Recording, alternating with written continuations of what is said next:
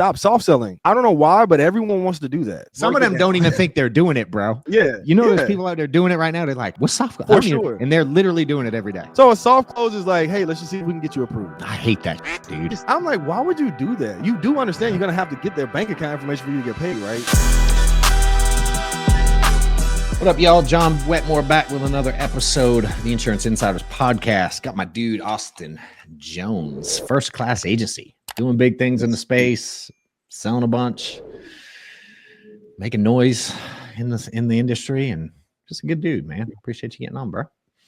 No, I appreciate you, brother. As always, man. You're one person that I've always looked up to in this industry, and I've always appreciated you, man. So anytime you need me, brother, I'm here. Amen. I appreciate that, brother. Same, dude. You for those that don't know, give them a little. I mean, you certainly give them a little background. The part I know is you went from Waffle House to living a good life. Yeah, you know, you can share the parts you want, but if y'all don't follow him on social, you should, because he's got a lot of cool things going on. I wish what are you, 27? I'm 30, 28? bro. 30. Are you 30? Yeah, Shit, 30. I thought you're still late. Yeah. I thought you're still 20, 27, 28. Okay, I didn't know you hit 30. Wow, man. Cool. Yeah, when I met old, you, bro. I am. When I met you, I think I was like 27. Yeah. Originally. Okay. Yeah. So getting I'm old, still man. back there, I guess. My kid is 8 and 6, so dang, old, that's man. crazy. We're getting old. That's crazy. For sure. Hell, But yeah, I mean, a little about me, just like you kind of said. I mean, I grew up playing sports my whole life. That's always been my background: basketball, football, track, whatever I could do. And went to school, got hurt freshman year, preseason, tore my Achilles, had to figure life out from there. So, you know, I never had a B, always been that type of person. Well, it's plan A. This is what I'm locked in on. This is what I'm focused on, and I'm gonna accomplish whatever I gotta go through to make sure I get there. So when that happened, I was 19, and I'm sitting in my room in my dorm, just lost for the first time. And Achilles, I don't know how people do it now. People come back super quick, but then it was like a career-ending injury. So, you know, I kind of had to figure out life from there. Was dating my wife at the time. I was, like I said, I was 19, so leaned on her a lot. Ended up finished school, graduated, moved to Tennessee, got married, started building a family. Didn't have a ton of experience, didn't know anything but work. I mean, my dad, you know, he grew up, me growing up, I always just saw him just working. He always had 2-3 jobs, doing whatever he could to make sure he provided for the family. My mom was always a stay-at-home mom. They've been married for 40 plus years. So, you know, this set a great example. You know, me and my 2 brothers, that's what we grew up seeing. So obviously that's just embedded in me. So that's all I know. So for me, it was like, all right, we got kids now. Like, we got to figure this thing out. So I was in the restaurant industry, was at Waffle House, and, you know, making some decent money. You know, most people look at Waffle House and they're like, oh, what? Waffle House? I never worked in a restaurant before. And I had like 3 jobs at the time. And I got recommended, hey, you should do Waffle House, making like 60, 70 at that time, decent. But I wanted more, man. I knew I wanted more, and I didn't know exactly what I was looking for that was going to get me that. Then I found out about insurance, started in health insurance, crushed it from a personal production standpoint, but I wanted to build, wanted to scale. So jumped into life insurance. That's where I met you, and we've been building ever since. Now we're here. It's crazy. Did you jump right in full time to health you quit the restaurant and went right away? You just dove in full time. Yeah, I had a week vacation, so I spent that time just studying. So at that time, they were like, "Hey, you pay for the pre-life course and your actual exam. If you pass the exam in 4 days, we'll refund you your money." So I'm like, perfect. So free money. I took my vacation to study for like 2 days, passed my exam. They refunded me the money. And it took like a week to get my license back, and then I got up and going. Nice, dig it. Yeah. You start making money right away? No, not at all. So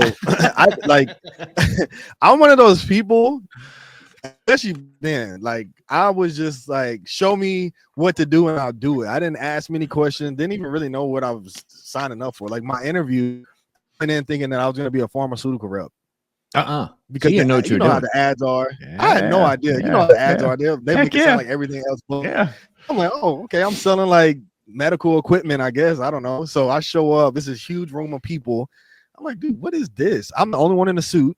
Everyone else is just dressed regular. I'm like, what are y'all doing? Like, who showed up to an interview not in a suit, And so the guy points me out of everybody. He's like, do you want to make 6 figures next year? I was like, yeah. And he was like, I'll show you exactly what to do. You just got to let me lead you. And I was like, perfect. I mean, so I didn't know I had to buy leads. I didn't know anything. All I knew was I had to pass my exam and then I was going to make 6 figures. So pass the exam, show the office. They're like, okay, so you got to get leads and this is what this is going to look like. I'm like, bro, the only money I have is the money you just refunded me back from my exam. Like, that's it. That's all I have right now. Like we're paycheck to paycheck. If that's in between paychecks, we trying to something out. So it was a struggle. It was a struggle, dude. So I literally would call because I was selling health insurance. So the way I started, I would call doctors' offices, dentist offices, chiropractic offices, like just smaller facilities, and ask if they offer their employees health insurance. If they said yes, I would mark them off the list. If they said no, I up and I was trying to sell whoever I could speak to some health insurance. That's how I got enough money for leads, and then I started buying leads. First couple months was rocky, but I was third month is when things started to click. So I think my first month I made a couple grand. Second month maybe a couple grand. Third month I made like 10, and then COVID hit. And so once COVID hit, we got out of the offices. I'm having to do it from home. We're in this little bitty apartment. Me, my wife, my 2 kids. My son was like, I don't even think he was 1. So he's loud. Dang. I'm trying to be at the desk on the phone with a client. So it was a struggle. It was a struggle, but we made it through it. I started going to my upline's house, lived an hour and a half away. I would drive every single morning, get 6:30, work all day, leave at 11 p.m., drive an hour and a half back, and I did that for 6 months. There you go. So people wonder what it takes. Man, it's a grind. It's a grind. So I knew in my head I never wanted to feel that feeling again of just being flat out broke. So I didn't do whatever it took for as long as I could to make sure I never felt that again. So I talked to my wife. I said, look, I'm gonna commit to a 6-month sprint. If you give me 6 months, life is gonna be different. We ain't gonna be rich, but life is gonna be different. So that's what I did. 6 months, and my first year like 250. So it wasn't like astronomical, but that was 4 times whatever I had made, at that time. So I was excited. Hell yeah, that's a good little start and change. It gets you some diapers. Yeah, we got some diapers. We got to upgrade the house a little bit, moved into a bigger space, and it was up from there. I love it, dude. What was the hardest part for you in this ever in the space? Curious. Back then or just now, like in general? In general. Yeah, just in general. If I go, what's the hardest thing you've had to that you think for you going through this sales insurance specifically thing? Yeah, I would say the hardest part is the people. So like I'm one of those people that something can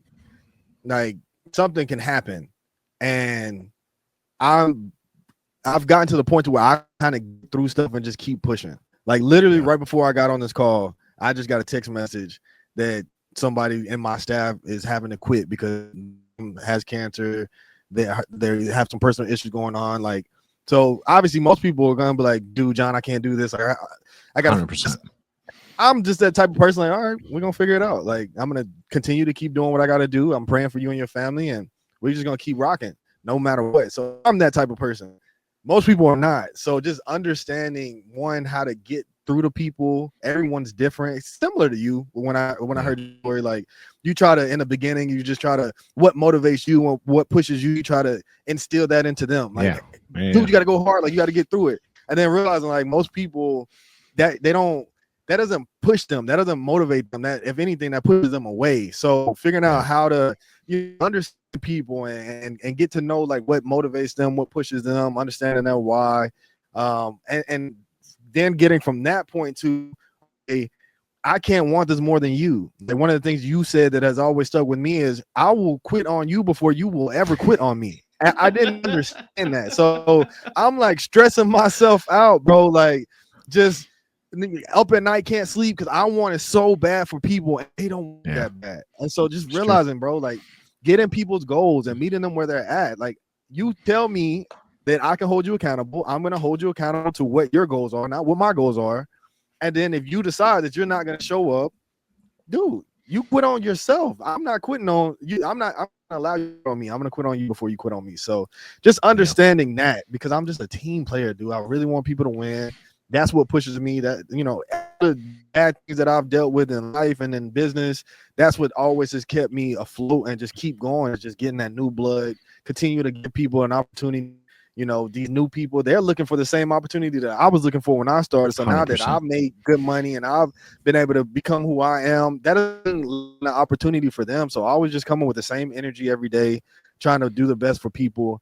But, you know, so that, I would say that just people, if I want to sum it up, but that's something that, you know, have, you know, just learning, becoming a better leader, mentor, you know, just developing, self-developing and understanding people more. So that's definitely been the biggest struggle learning curve I've had to deal with, for sure. I can relate, dude. People are like the ultimate Rubik's Cube. Yeah, that is a great explanation. Yeah, it's like, dang, you figure out that little, like I learned how to do that little 3x3 one this year because of just my staff.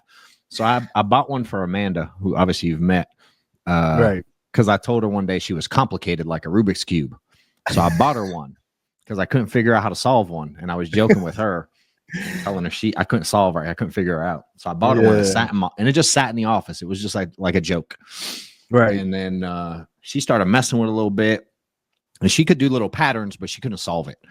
And we hired the dude who does my social now, Reese. Okay. And he comes in, he knows how to solve it. So he'd come in and fix it for her. And I would watch this fool all the time do it. And I'm like, yeah, I used to like peel the stickers off to solve it. You know what I mean? Literally. I actually know how to solve it. And dude, I got annoyed one day that someone else can do it and I ain't taking the time to learn it yet. So over like I think it was Thanksgiving break just a few months ago, I learned how to solve the Rubik's Cube. Right. I study it. I'm watching video. So I actually know how to do it now, the little 3x3 one. And as soon as you do that, though, then I found out there's one that's 4x4 and then 5x5. And they get harder and harder and harder. Like, they're endless, bro. I'm like, nah, I'm sticking with the baby one. That's it. I'm one and done. That's definitely how people are, for sure. It is, dude. Sure. It's a challenge, but I've learned to love the challenge. Yeah. You know, I think it's a challenge. When I realized it was like, I could control a lot of it. And the emotional part, the frustration was because of me. Like my expectations. I was like, oh, I ain't mad because of them, really. You know, I'm mad because what I expected of them. That's it. I was like, dang. So I started changing some stuff, dude. It don't make it easy, but it does make it different. It does make it different. Sure. Dig it. I agree with that. How'd you get to a point like, and for those that don't know, if you want to share some of your sales numbers, cool. If you want to keep a high level, I don't care either way. You pick. I know you're making good money. How do you get to a point where it's consistent? You've been around long enough, dude. There's people come in and they're like, I'm going to kill it. I'm going to do everything. Maybe they have a good month. Maybe they don't. Good quarter. Maybe they don't. Good year. And they just don't have what it takes to keep it recurring and make the lifestyle change. They make some money, but their lifestyle doesn't. They don't get through it long enough. Right. What advice can you give there of how have you done it? I want you to talk on that. So, what up, insurance agents? If you're looking for a roadmap on how to win in this industry, check out the book I wrote about a year ago. Do More Now, Get Better Later. Check out the reviews here somewhere. My team's putting them on. I'm getting tons of great feedback about all the people it's helped.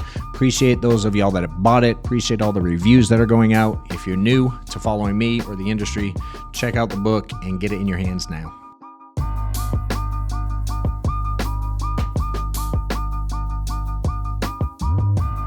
I think what changed for me, John, because once I got into life insurance, you know, the money just came. Like it just, you know how easy it is. Like when you just have a natural ability, like to just get on the phones and I did telesales. So I've never done like you where you were out and driving in the car and showing up and getting ghosted.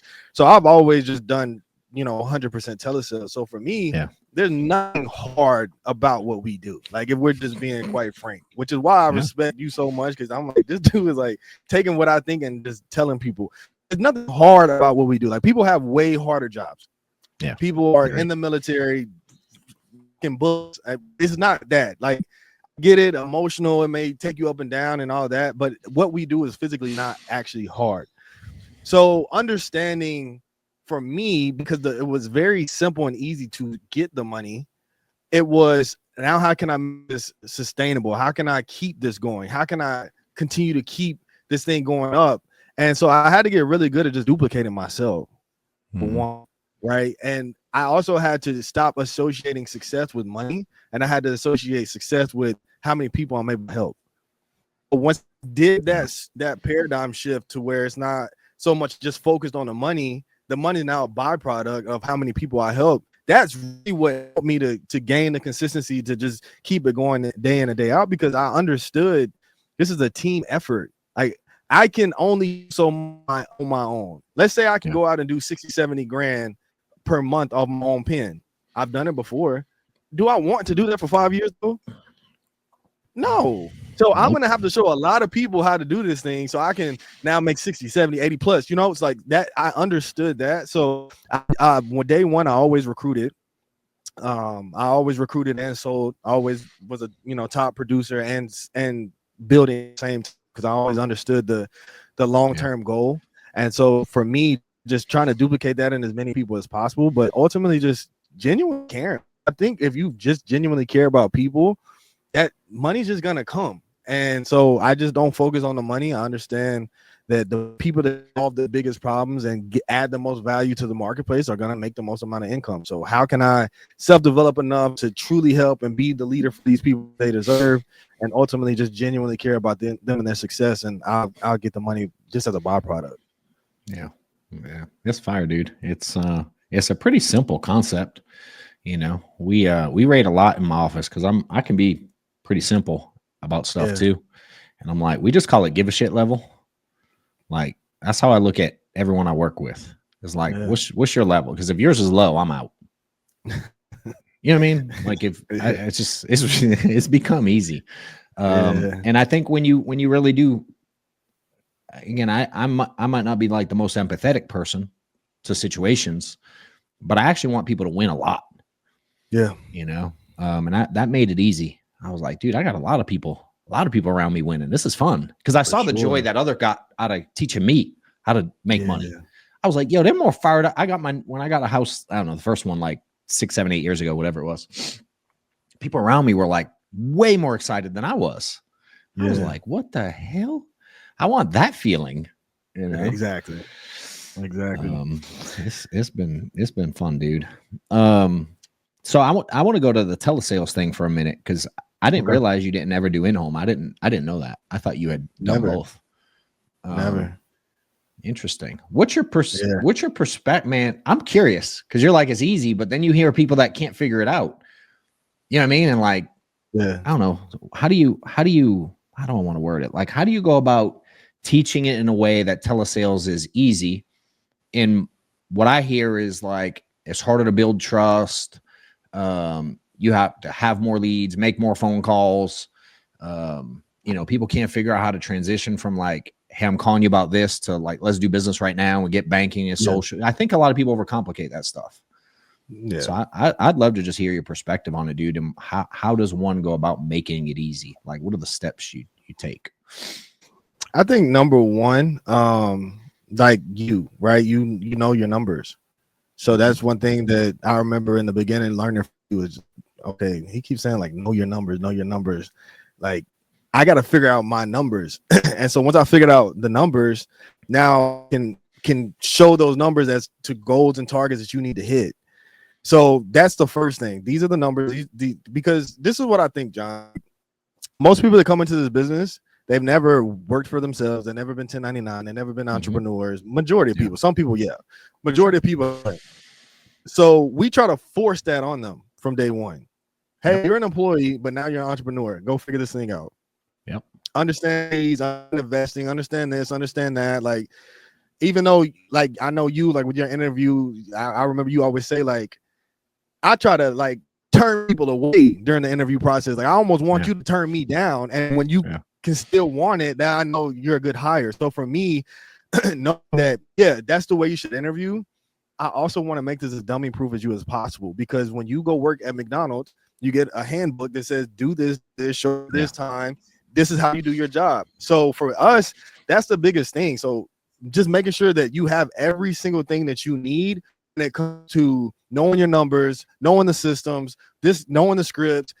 Watch this boot camp video that's going to show you A to Z what you need to do. Like when you read on Zoom, you're going to shadow 10 presentations. You're going to watch people that are making $40,000, $50,000, $60,000 plus show you exactly what they do. You ask for it, you give feedback, you take notes. Like you're ready, you're well equipped. So once you get those carriers, now you're in the first 48. We're going to get you paid quick. Even if I got to close the deal down for you or not, I need you to see as much success as possible, as fast as possible, so that you understand how this process is. So that's number one, like instilling the belief into them and making it as dummy proof as possible. From there, it's just about the reps. I remember hearing Mark Nee when I first started talk about you need 100 sits. And at that point, you mastered this. So I'm like, okay, 100 sits is that you have to drive to someone's house, sit down with them, go through a presentation, and whether they say yes or no, that's a sit. So how can I do that from a telesales standpoint? All right, so your first goal is after the first 48 is how fast can you get through 100 presentations? How fast, right? So my goal, my first month was to do that. I issue paid $41,000 my first month. I didn't even know. I remember my wife came in. She was like, "Dude, you killed it this month." I was like, "Man, nah, like I could have did better," because I'm one of those that like tracked every penny that was coming in at that time. So I was just gunning. I was just running. And she came and told me that, and she's like, "Have you not looked at the bank account?" I'm like, "No, like I'm just locked in. I didn't close this deal. I didn't close that one, but I made my 100 presentations." But that was because I wasn't focused on the results, focused on work and the things that I could control. So now just teaching people that. But as far as the other stuff, it's simple. You have a script. These are people, and people forget, like, these are people. And once you understand how to just communicate normally and ask good questions, that's really it.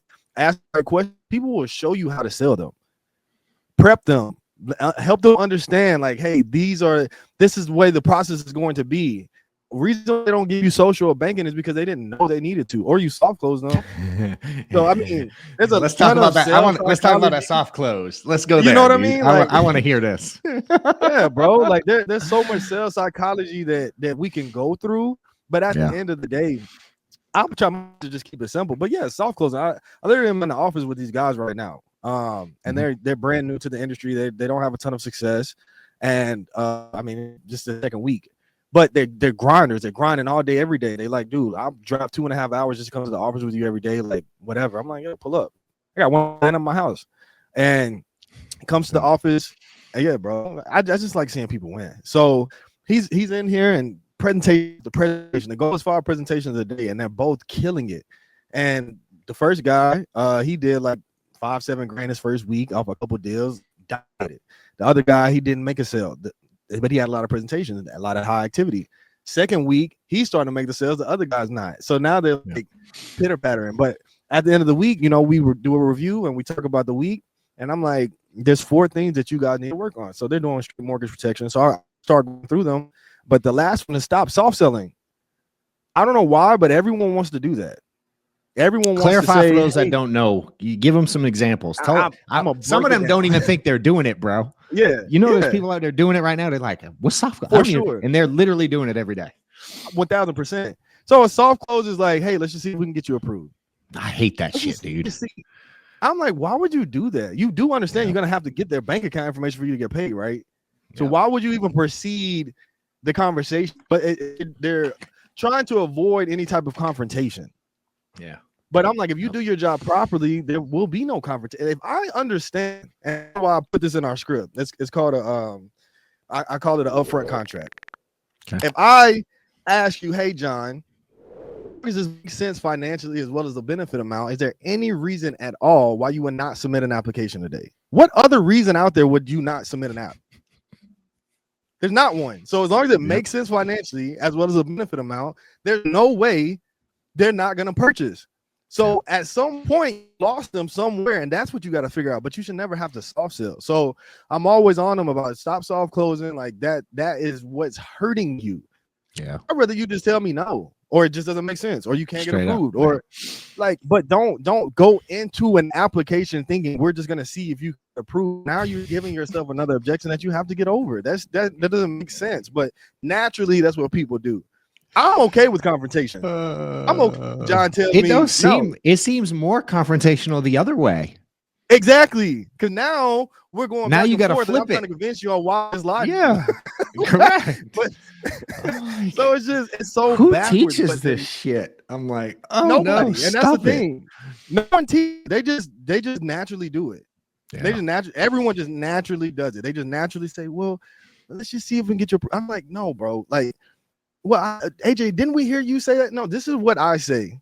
Yeah. As long as it makes sense financially as well as the benefit amount, is there any reason why we're not submitting an application today? All right, John. So in order for us to get you approved, we have to submit an application today. That's not a soft close. Yeah. Before I get into an application, I'm explaining the process to them. They understand what is on the application. So all this stuff is in my script. If you read the script instead of getting nervous and trying to avoid certain things because you don't want them to tell you no, then you won't have to worry about that. So that's why I'm big on, look, dude, don't worry about the results. I understand you need to make money. I understand. But what you need more is to learn this process so you don't prolong your success, right? Like let's get through the ugly first, which is why I want you to focus on 100 presentations. And then from that point, now we can get to the good. And that's what we focus on. Just try to keep it as simple as possible. And that's how we're able to teach people. So, I mean, obviously I can make it sound way more simple. Like, everyone know, obviously most people struggle with one call closing and telesales in general. But you have to know your number.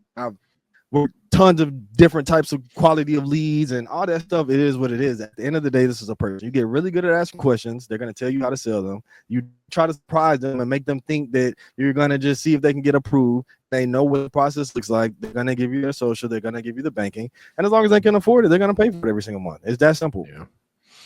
Yeah, I think most people are afraid to just ask for the sale before they show pricing. Even, you know what I mean? That's what I think is funny is a lot of people watching. They don't know whether or not they make a sale till the end. Yeah, and I'm like, that's when you find out. Ooh-wee. I know as soon as you grab that pen and paper. That's about 38 minutes too late to find out. And that's what I tell people, bro. One of the first things that we do is we try to gain credibility by understanding, using the information we have on the lead. Because there's two questions that someone always wants to know when they get a phone call from somebody they don't know. Who are you calling? That's the first thing we're telling you. We're 100%. Getting over those objections before you can even give them. And then from there, we're going to gain credibility by using information they would have and verifying that with you. And the next thing we're doing, getting you to physically get up, grab a pen and paper, write down my information. If I can get John to get up and go do something, I have full control. I know I sold you from that point. Now it's just, can you afford it? And can you qualify for it? But it's how you get into that that's going to decide whether or not you're going to sell them. That's why the first spot is the most important. Yeah. I'd say even too, man, I've seen people that are asking for the pen and paper and they're timid to do it. And they soft step around that even. Yeah. Yeah. Sure. It's like, well, I mean, do you have time like right now? Like if could we do, is now okay? Yeah. like, ooh, uh-oh. They're like, what do you say if they say they're busy? Dude, if somebody called you right now, would you answer? No. Why not? Because you're busy. So they're not that busy. Mm-hmm. So I understand you're busy. Do everything virtually. I'll have you off the phone here in a sec. I just keep moving. That was a tough one. If y'all can't overcome that one in the future, like, yeah, bro, it's always been like the one where I tell people to triple dial or whatever, and they're like, what do you do if they're mad when they pick up? I'm like, oh, my bad. It wasn't ringing on my end. Sorry, my bad. Anyway, so my name is John. Like, who cares?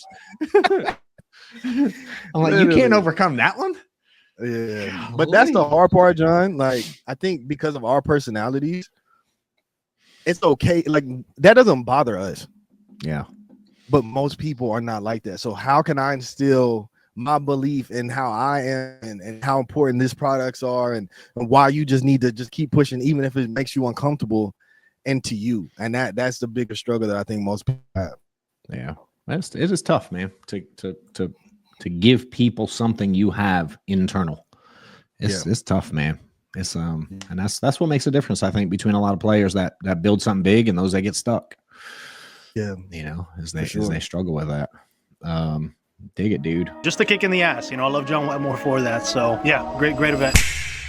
If you're a struggling insurance agent, or quite frankly, an agency manager struggling to grow, and you're looking for some help, let me help you. My name is John Wetmore. I've built an agency of over 6,000 agents across the country. We'll issue over $200 million in paid premium this year, and I have an event coming up in my office, Metro Atlanta, February 27th and 28th. We'll be spending 2 days teaching you everything I've learned in the last decade and helped thousands of agents build their agency and their business. Click on the link below, register. We'll see you there.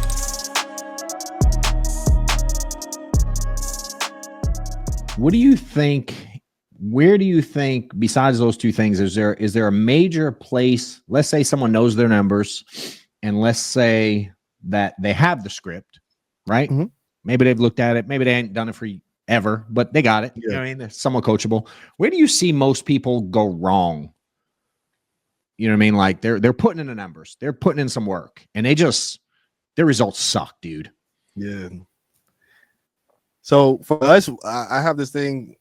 It's called the Circle of Life. My and I, we came up with this thing. It's called the Circle of Life. So, it's on my Instagram. If you have seen the Instagram, you'll see it. But basically, it's gonna show you where you're failing in the process, right? So the first thing being, are you getting enough leads? Are you working them properly? Are you triple dialing? Are you getting them often enough? Are they fresh enough? Like, that's the first step, because typically that's the first thing that people don't do. They're not getting enough. They're not working enough. They're not triple dialing like they should. They're not doing something properly from a work ethic standpoint. All right, can I pause you in the middle of this? Do you mind? Yeah, for sure. Absolutely. Right, define enough. Okay, so it depends on what type of lead you're working. So let's say we're just doing, I don't know, the ILC leads or whatever. Sure, age leads, call them. The internet final expense lead, something, right? Sure. Yeah. So you're gonna need more of these than, like mortgage or IUL leads. But so we'll say we'll take the worst of the worst type of lead. And if you do finance, it's not this worst lead. It's just you need it's more reps. Right. So with those, you're gonna need 100 leads twice per week.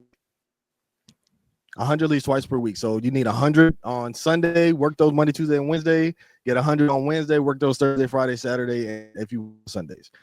Yep. So that's enough leads. And I say twice a week so you can always keep them fresh. Now, that's not to say, because a lot of people get this confused, to say don't work the old leads, still work those too, but you need enough fresh leads, because this is the thing with a lead pack. New to you. You might get 100 and say you use 3. That's not to say all the other 97 are bad. Or if I work the next week, I can't get 1 or 2 out of it, because you may get a new lead pack and not sell 1.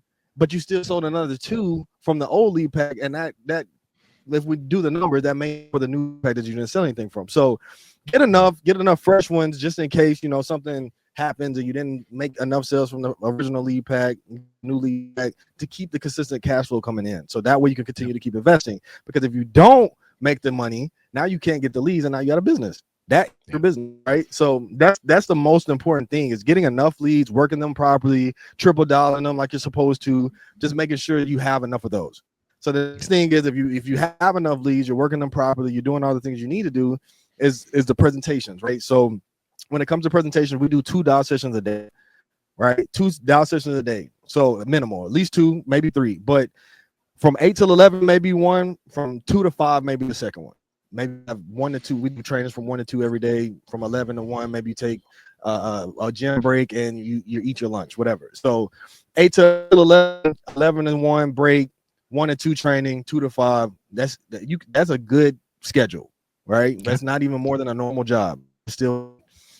So within those dial sessions, though, you're going to have certain targets that you need to hit in order to make sure that you're successful. Because most people, John, the reason why their emotions are up and down is because their only target, their only goal, their only focus is results. I need to make a sale. Yep. If I don't make a sale, I'm not winning. Well, that's not true. And so there's things that you can actually control that will lead you to the sale that you need to be tracking to make sure you're doing what you need to be doing. So each dial session, you have the target. So the first target is you need to be doing $300.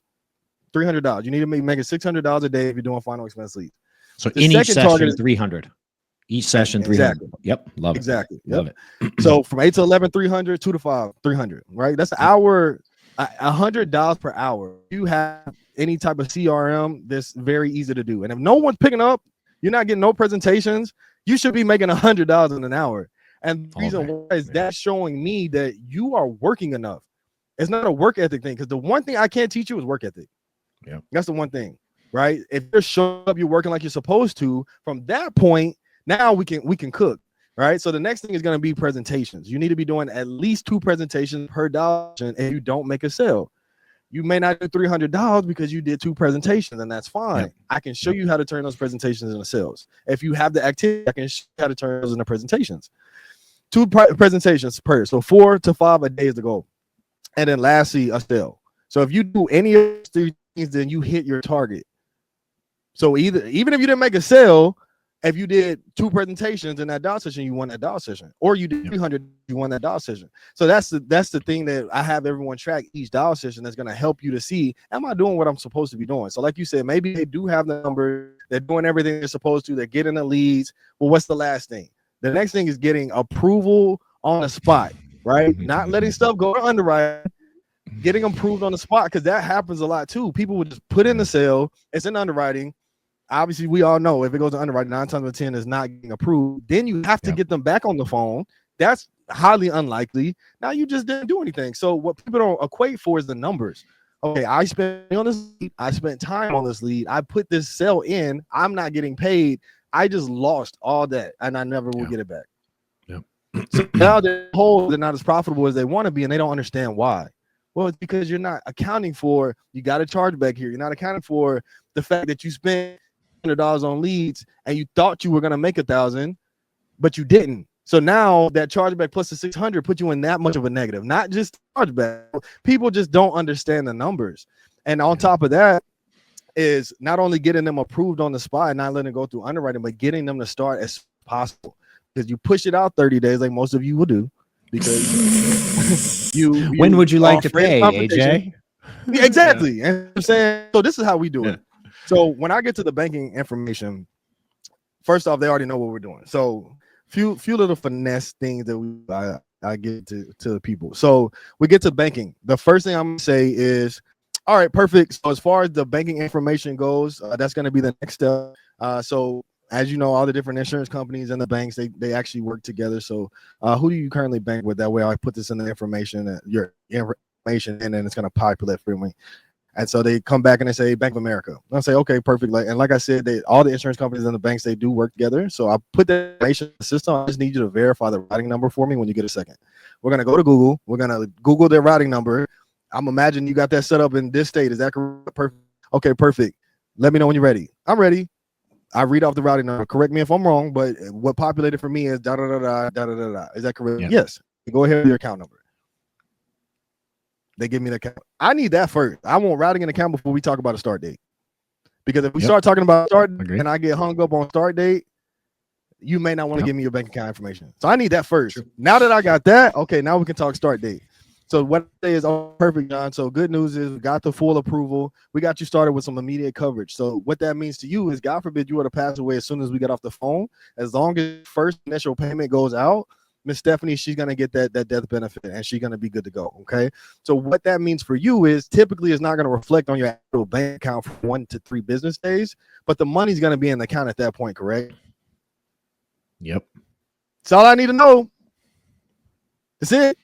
As long as money's going to be in the account, I'm not asking you, hey, when do you want your next new bill to come out? You want, like, dude, push it out as far as you can. Right. Like no one, bro, I got money and I'm still like, yeah. 100%, dude.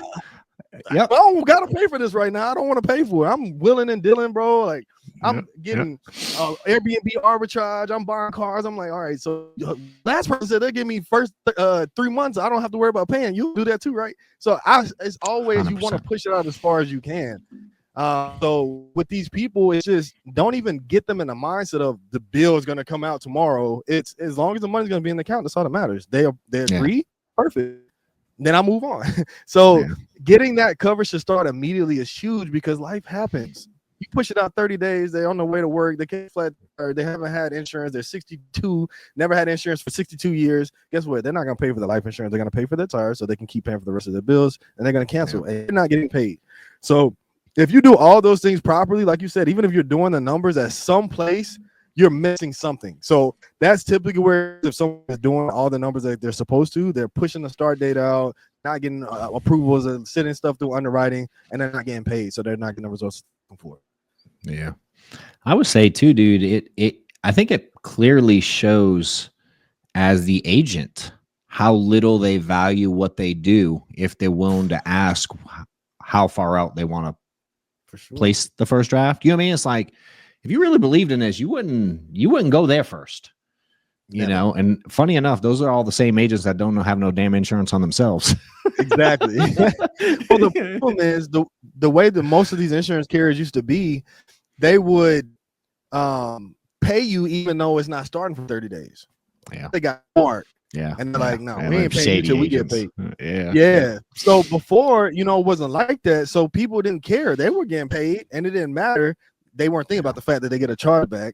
Now you got a chargeback, correct. You got debt, and you also got the money you just lost about the leads that you spent. Like, it's just, it all adds up. But now, you have to coach these people like, dude, you won't even get paid if you push it out 30 days. Why would you do that?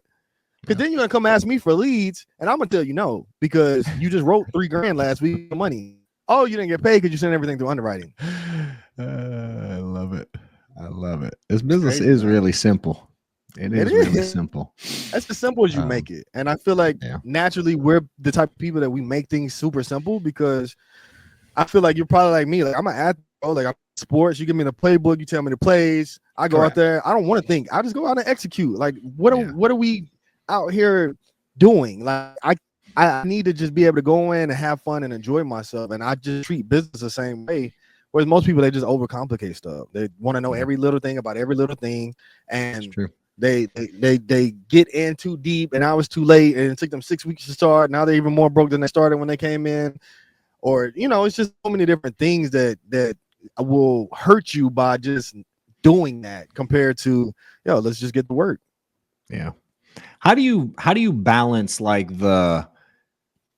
you should be professional and know your underwriting and know your script and know your stuff with, get out there? Where's that line for you?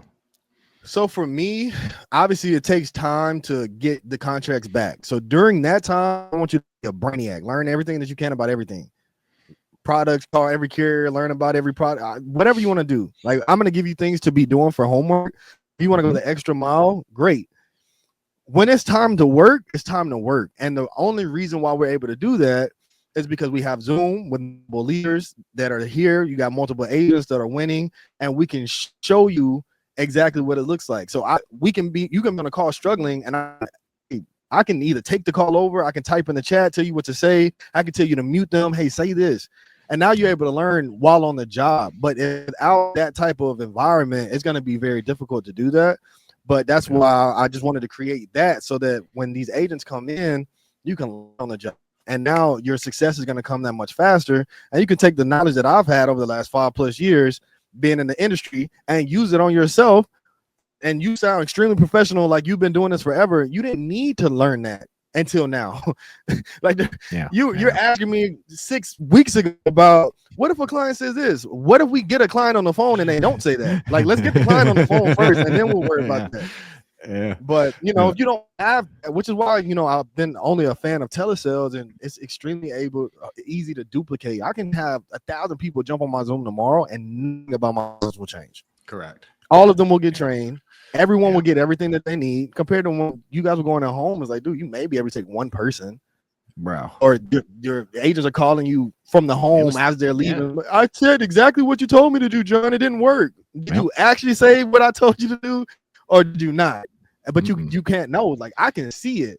So the next level is having people in the office with you, and now you're able to just literally see everything that they do all day. Yeah. I'll grab the phone if I have to. So yeah, it was definitely a different game, dude, trying to build it early, because I had to learn how to get what people said like the right way. So I heard what they actually said. You know what I mean? It's like, I'd be like, whoa, you're supposed to say this. Be like, I said that. You know what I mean? If I ask it the wrong way, I'd get the wrong feedback from people.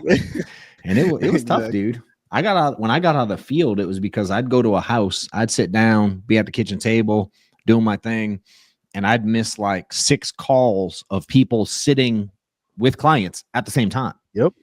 I'm like, because we could only call back one at a time. I mean, certainly we had training on Zoom, but it wasn't real time. You know what I mean? It wasn't in the moment. Man, it's like a cheat code now. Like, hell, John, how many can you train at once? And today, man, oh my God.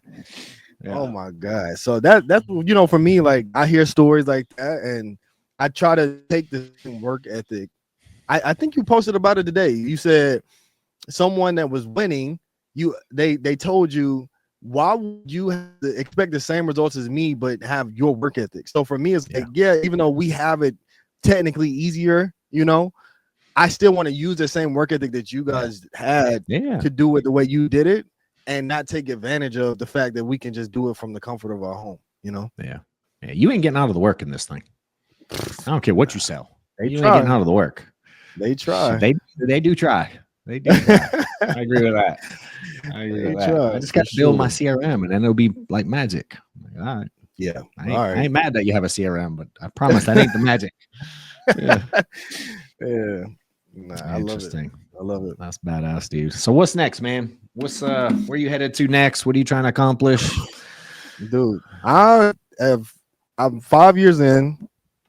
Some good stuff, you know, nothing crazy yet, but some good stuff, made some great money, built big businesses, you know, passive income, changed my family's life. Like it's been great. But now the next 5 years is how many people can I put into this type of same position? So just really want to create as many 7-figure earners as possible, and you know, within the next 5 years, build this thing up to sell it for a lot of zeros. So that's my focus. I'm on a 5-year sprint.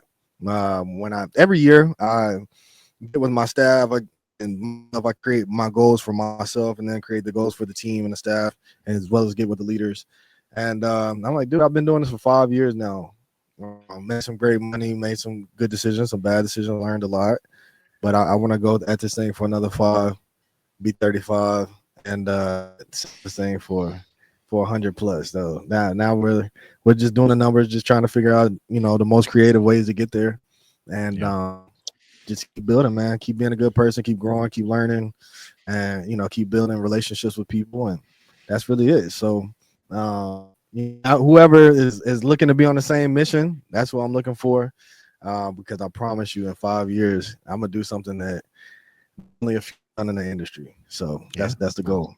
I love it, dude. I love it, man. I have no doubt. It's been fun watching you over the years and change your situation a lot. Always been a good supporter of mine, always promoting the book for me and putting stuff out. I love it, dude. It's kind of funny. The book on me. Yeah. I keep it on me. If you ain't got this book, go get it. I love it, man. My dude. I appreciate it, brother. It means a lot, man. I appreciate the friendship, and it's been fun along the way doing some business. I'm sure one day we'll do something big together again for sure. So for sure we will. Nah, you were one of those people that you always keep it real. You're one of those people that you genuinely want to see people win, and there's not that many people in this industry, unfortunately, that's like that. When I was super small, you didn't make me feel super small. You know, you always were something. Dude, you literally, I was just telling somebody this the other day. They're you know, going through the mortgage protection and trying to figure out how to sell equity. I'm like, watch the video. I posted it in my group chat, and they were laughing because you just look so different, you know. And they're like, dude, how old is hair? I'm like, bro, that video changed my business. Like, I was trying to figure the mortgage protection out, and I could say anybody qualify for, you know, term, but when it got to that final expense side, figuring out how to sell the equity protection, when I watched that video, it just clicked for me. So you've just always been a huge inspiration to me, and you know, getting to meet you and seeing like, oh, this dude is super cool. Like he, you know, anytime you're nearby, I want to link up with you, and I just appreciate you, bro. I really do. So I want to give you your flowers for always being there for me, always, you know, being one phone call away. You know, there's a lot of weird people in this industry, and you know, a lot of haters, bro. Like, it's weird. Yeah. I'm not one of those people. I always want to show love, especially those that you led the way, bro. Like, I could not be where I'm at today without you. So I do appreciate you for everything, for sure. My dude, I appreciate it. That video, man. Sometimes I like when people want like a headshot, they'll take one of those old pictures, and I hate it. I'm like, but the video I can't get rid of, dude. I just can't. I'm like, that's a classic, though. Yeah, it is. You should redo it. You should redo it. I should. Just now, because I'm sure you probably would, like, when looking at it, you're like, dude, like I probably would say this now or would do that now. Yeah. And because I'm it's hard to let that one that go, bro. I'm like, damn, that people one go. You can't let that one go. You gotta keep that one. I don't care if you lock it for everyone else in the world. Keep it unlocked for me. That video is like, I gotta hang that in the rafters, man. And that I'm telling you, John, that literally changed the trajectory. Like, that's the reason why I hit Hall of Fame and everything, bro. Like, I was figuring it out. I was doing well, but that just changed everything for me. I started having 60, 70, 80 months, and it changed everything for sure. So I appreciate it, dude, man. What's funny, bro, is that two things. When I figured that out, I was the #1 final expense producer at the company for a year, and I didn't get a single final expense lead. I just sold. Nah, it ain't none. But I just sold so many of those buying time. When I was new, bro, we this lead company we used to use, they're still around, actually. I don't know that they have this anymore, but the company still exists. When we were doing direct mail drops back in the day, where you could lock out areas and get whatever you want, whatever, they for whatever reason, when you got a mortgage lead and the age was like over 70, none of us would call it. We'd be like, nah, they're gonna be too sick. We ain't calling this thing. You just flip it. But leads were like, you know, at some state, and they were like $40-$50 a lead. Exactly. You know? And this one company comes out, and they were having the same issues where people didn't want them. They'd complain about them. You know, agents would bitch and want credit and da. So they made these mortgage leads. If they were age 70 plus, they called them a senior mortgage protection lead, and they sold them, instead of $40 or $50, they sold them for $8. Oh, wow. So I was like, oh, I'm gonna figure this out. And I started kind of like figuring out how to make that sale and deal with that client. And bro, I used to be like, yo, give them all to me. Anywhere you got one, send them to me. And that's all I would run, bro. Is these 70-year-old, 75-year-old mortgage protection leads, $300,000. I got good at it, dude. And they were big checks. Them down. Yeah, dude, it'd be $400 a month checks all the time. Yep. I was like, shit, I'd rather learn how to do that than. Yeah, they definitely get it. Yeah, they definitely got it. Solving that problem. So, you know, I was literally just doing a training about that yesterday. I'm like, dude, the problem is you guys are trying to sell them. You're not letting them sell themselves. They'll tell you, like, yeah, they're just gonna sell the home. You know, okay, perfect. Like, boom. That's all I need to say. So about 3 questions, dude. They hand it to you on a platter every single time. Yeah. So I love it. You're gonna have to put in a link. We'll put it in the link. I'll get Reese to put it out, because some people are gonna be like, what the hell? I'm like, what video is he talking about? My favorite lead ever would be that one. Give me someone 70 years old, $300,000 mortgage. I'll take exclusively those. Still to this day. Closing them down. So, yeah, man. That definitely changed everything. So I appreciate it, dude. Love it, my man. Well, I appreciate it, brother. I'll let you roll, dude. Thanks for coming on. Thanks for sharing. Yeah. And keep killing it out there, bro. I appreciate you, brother. I'll see you soon. All right. All right. Looking forward to it, brother. Hey, thanks for watching the latest episode. I appreciate you. If you will do me a favor, certainly like this video channel, subscribe to it. And if you wouldn't mind, whatever podcast network you listen to these on, if you wouldn't mind going and leaving a review, that will help me greatly get the word out to more and more people. Appreciate you.